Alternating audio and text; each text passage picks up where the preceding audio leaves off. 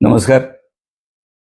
काल नेपाळमध्ये पूरस्थितीमुळे काही नागरिकांना जीवाला मुकावं लागलेलं होतं आणि नेपाळ व्यतिरिक्त इतर देशातून आलेले पर्यटकांचाही त्याच्यामध्ये समावेश होता.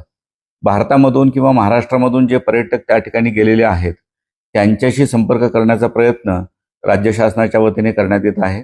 सातारा जिल्ह्यातील एकूण 10 पर्यटक त्या ठिकाणी गेल्याचं निदर्शनास आलेलं आहे. त्यांच्याशी जिल्हा नियंत्रण कक्षाकडून आणि राज्य नियंत्रण कक्षाकडून संपर्क करण्यात आलेला आहे.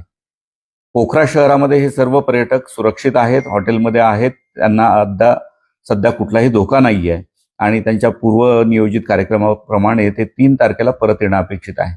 त्यांच्याशी संपर्क करून आम्ही त्यांना आश्वस्त केलेलं आहे की त्यांच्या परतीच्या प्रवासामध्ये किंवा त्यांच्या तिथल्या निवासामध्ये रहिवासामध्ये जर काही अडचण येत असेल तर राज्य शासनाकडून देशाच्या माध्यमातून आपल्याला त्यांना मदत करता येऊ शकेल आणि जिल्हा नियंत्रण कक्षाचे संपर्क क्रमांक त्यांना देण्यात आलेले आहेत. इथल्या व्यक्तींची नावं त्यांना देण्यात आलेली आहेत.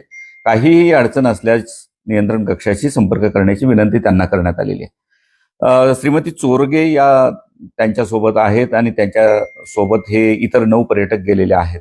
आत्ता सध्या तरी त्यांना काही अडचण नाही आहे.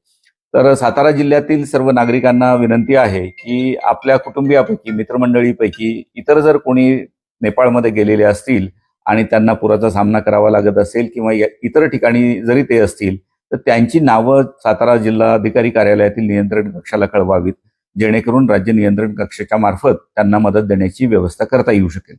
धन्यवाद. सर, आपल्या आपत्ती व्यवस्थापन विभागाकडनं किंवा तुमच्याकडून संबंधित पर्यटकांशी काही संवाद झालाय का किंवा संपर्क झालाय का?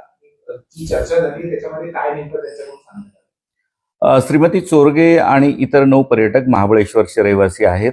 त्यांच्याशी काल आमचा संपर्क झालेला होता. ताम्हाणे नावाचे आमचे आपत्ती व्यवस्थापन अधिकारी आहेत, ते प्रत्यक्ष त्यांच्याशी बोललेले होते. पोखरा येथे ते सध्या सुस्थितीत असल्याचं त्यांच्याकडनं सांगण्यात आलेलं होतं. त्यांना सध्या कुठलीही अडचण नसल्याचं त्यांनी स्पष्ट केलेलं होतं. आत्तापर्यंत त्यांच्याकडनं इतर कुठलाही कॉल आलेला नाहीये की आम्हाला काही मदत पाहिजे आहे म्हणून. तर आम्ही वारंवार त्यांच्या संपर्कात राहण्याचा प्रयत्न करतोय आणि त्यांना हेही सांगितलेलं आहे जेव्हा केव्हा अडचण येईल त्यावेळेस आपण नियंत्रण कक्षाला संपर्क करा. आपत्ती व्यवस्थापन अधिकारी असतील, जिल्हाधिकारी असतील, या सर्वांचे संपर्क नंबर त्यांना देण्यात आलेले आहेत. काहीही अडचण असेल, रहिवासाची असेल, निवासाची असेल किंवा परतीच्या प्रवासाची असेल, आरोग्याची असेल किंवा इतर कुठलीही अडचण आली असता त्यांनी संपर्क केल्यास आपण शासनाच्या मार्फत त्यांच्यापर्यंत पोहोचण्याचा प्रयत्न करू आणि त्यांना सुखरूपपणे परत आणण्याचा सर्वथा प्रयत्न करण्यात येईल. सातारा जिल्ह्यातील अशाच विश्लेषणात्मक बातम्यांसाठी जिल्हा सातारा न्यूज चॅनलच्या सर्व सोशल मीडिया